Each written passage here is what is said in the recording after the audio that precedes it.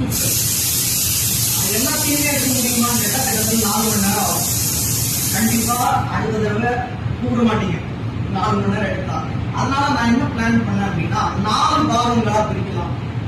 இன்னைக்கு 3 விதமான முத்துக்களும், 4வது வாரம் அங்க 3 விதமான முத்துக்கள், அடுத்த மாதம் இங்க 3 விதமான முத்துக்கள், இறுதியாக அடுத்த மாதம் 4வது வாரத்துல இறுதியாக 3 முத்துக்கள் சொல்லி முடிக்கலாம். இது ஒரு வித்தியாசமா இருக்கும், ஆனா ரொம்ப ஆழமாக இருக்கும். வேதாகமத்துல டோட்டலாவே 66 புஸ்தகங்கள் இருக்கு.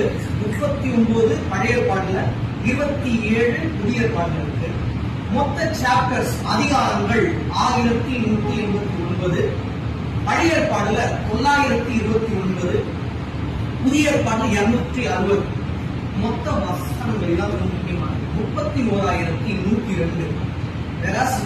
நீங்க பழைய பாடல பாத்தீங்க அப்படின்னா 23147 வசனங்களும், புதிய ஏற்பாட்டுல 7957 வசனங்களும் இருக்கு.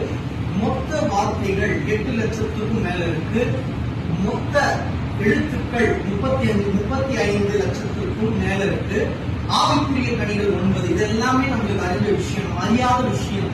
12 விதமான முத்துக்கள் நம்ம பார்க்கலாம். எடுத்து எல்லாரும் சேர்ந்து வந்து வாசிக்கலாம். வெளிப்படுத்தின விசேஷம். அல்லேலூயா. ஆல்ரெடி சொன்ன மாதிரி 4 பாகங்களாக பிரிக்கலாம் அப்படின்னு சொல்லிட்டு முதல் பாகத்துல 3 விதமான முத்துக்கள் நம்ம பார்த்தோம். இன்று 3 விதமான முத்துக்கள் பார்க்கலாம். ஒரு சின்னதா ஒரு கிளிம்ஸ் மாதிரி நம்ம போன தடவை என்ன பார்த்தோமோ அதை பார்த்துட்டு நேரடியா நம்ம தேவனுடைய வார்த்தைக்குள்ள போகலாம். ஃபர்ஸ்ட் முத்து என்ன பார்த்தோம் அப்படின்னா வச்சிரக்கல். அதுக்கு அர்த்தமும் சொன்னேன். அது இயேசு கிறிஸ்துவின் ரத்தம். இயேசு கிறிஸ்துவின் ரத்தத்தினால் நம்ம கழுவப்படணும். கழுவப்பட்ட பிறகு தேவன் நம்மள என்ன பண்ணுவார்? சுத்திகரிப்பார் அப்படின்னு சொன்னேன். முதல் முத்து. இரண்டாவது முத்து இந்திர நீளம். இந்திர நீளம் அப்படின்றது தேவனோடு இணைக்கப்படுதல். தேவனோடு இணைக்கப்பட்ட நம்ம எல்லாமே உண்மையா இருப்போம், நேர்மையா இருப்போம், அனைத்து காரியங்கள்லயும் சரியா இருப்போம்.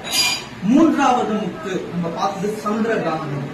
சந்திரகாந்தம் அப்படின்றது நம்மளுடைய இருதயத்தில் உள்ள குழப்பங்களை, தேவையில்லாத தாட்ஸ்களை நீக்கி நம்மள என்ன பண்ணணும்? கிளீன் ஆகும். இன்னைக்கு நம்ம பார்க்க போறது அடுத்த 3 விதமான முத்துக்கள். முதலாவது மரகதம்.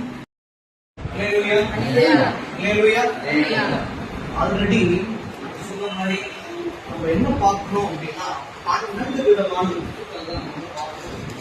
ஆல்ரெடி பாகம் 1, பாகம் 2, இந்த பாகம் 3 பார்க்கணும்.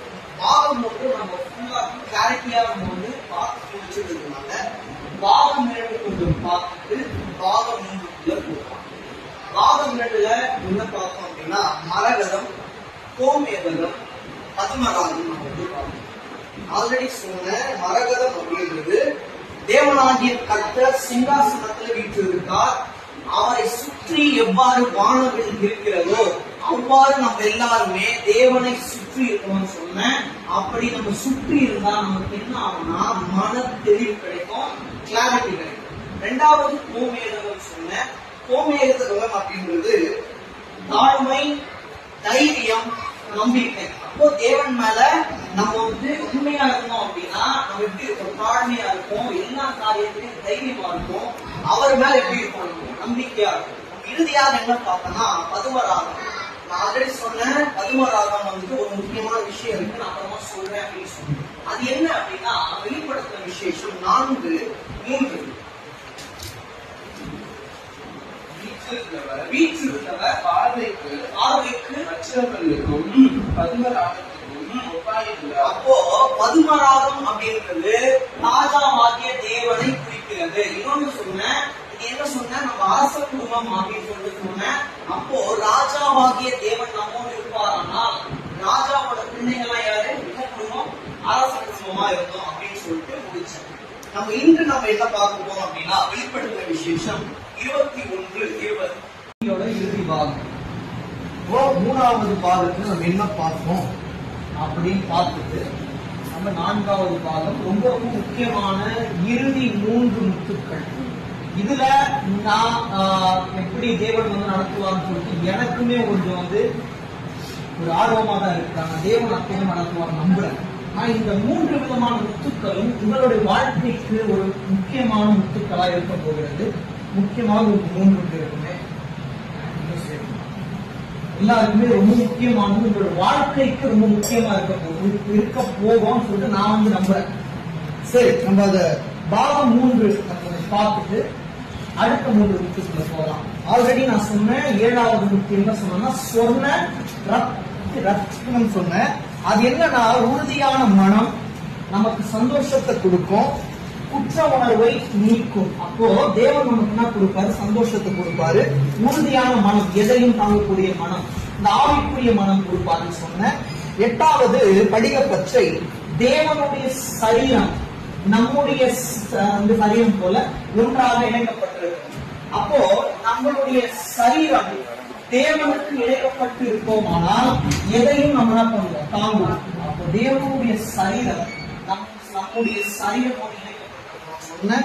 லாஸ்டாக புஷ்பராகம், சுகப்படுத்தும். எந்த வியாதியில இருந்தாலும் நம்மை சுகப்படுத்தும், ஞானத்தை நமக்கு ஞானத்தை கொடுக்கும், நல்வாழ்வில் நம்மளுக்கு சொன்னா அப்புறம் பாதுகாப்பு.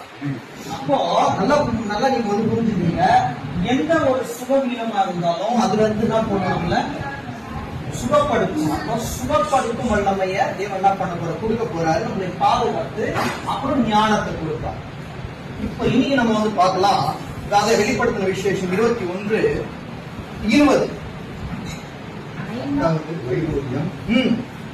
11வது சுனீரம், 12வது சுகந்தி.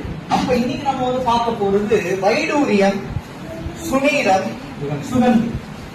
இந்த 3த்துக்குமே வெவ்வேறு அர்த்தங்கள் இருந்தாலும் இந்த 3 முத்துக்களுமே தேவனுடைய பார்வையில ரொம்ப முக்கியமான முத்துக்களா இருக்குது.